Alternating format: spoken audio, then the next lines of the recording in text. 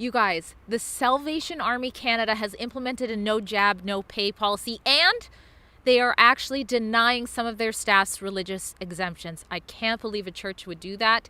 If that makes your skin crawl, you should know that we are taking up a fight to encourage them to do the right thing. We all make mistakes.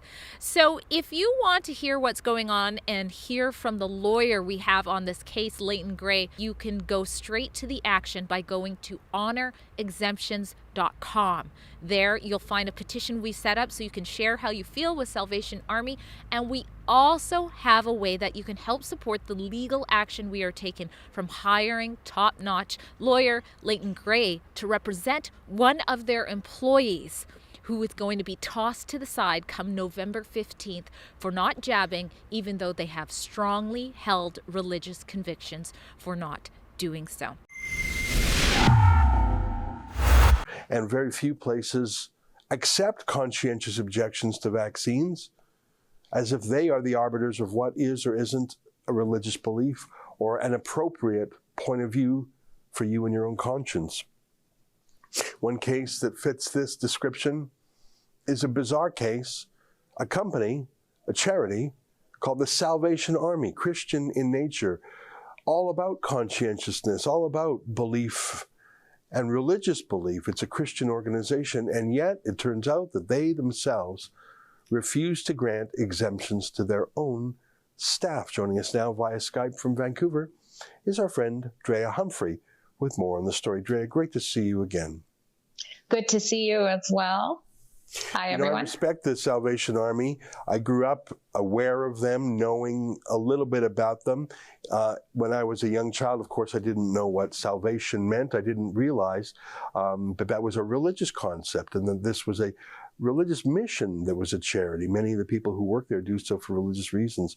Can you tell me how they're treating their own staff who have religious objections to taking the vaccine? Well, like you, I have a background, a soft spot for the Salvation Army. I've been a volunteer on and off since I was a teenager, so it's quite shocking. We have, through the Democracy Fund, hired Leighton Gray, an awesome lawyer. He is representing one of their staff that represents many others, which is someone who has strongly held religious convictions for not being able to get the vaccine, and also an issue with consent.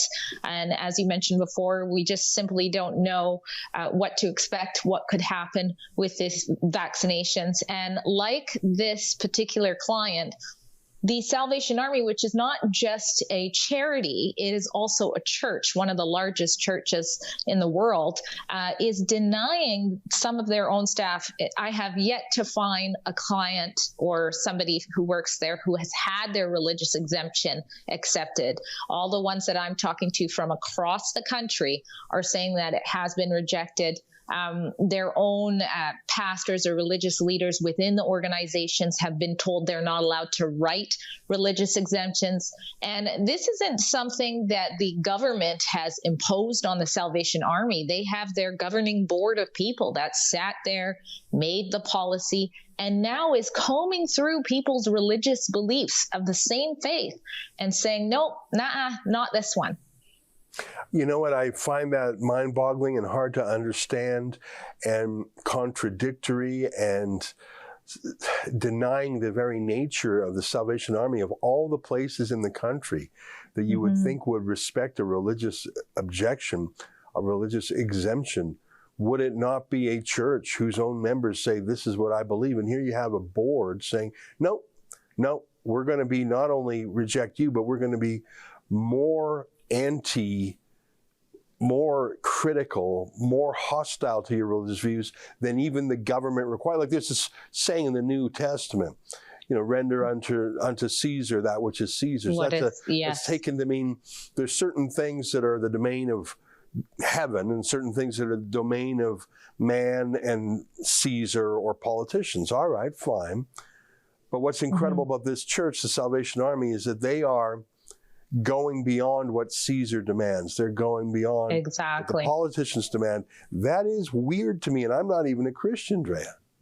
Well, it is super weird. And what's next? Are we going to have, religious investigators like you have in China, for example, walking around making sure you're following the right religious rules according to the government. The Salvation Army in their statement points to government policies as the reason they're doing this. But again, this is a choice.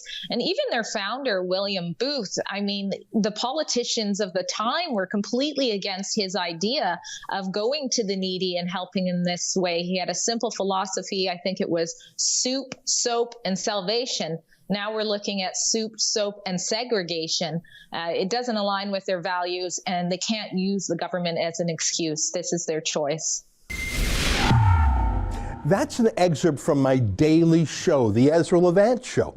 Every day I do a monologue on the news of the day, then I interview an interesting guest, and then I read my hate mail. You gotta subscribe. Go to rebelnews.com.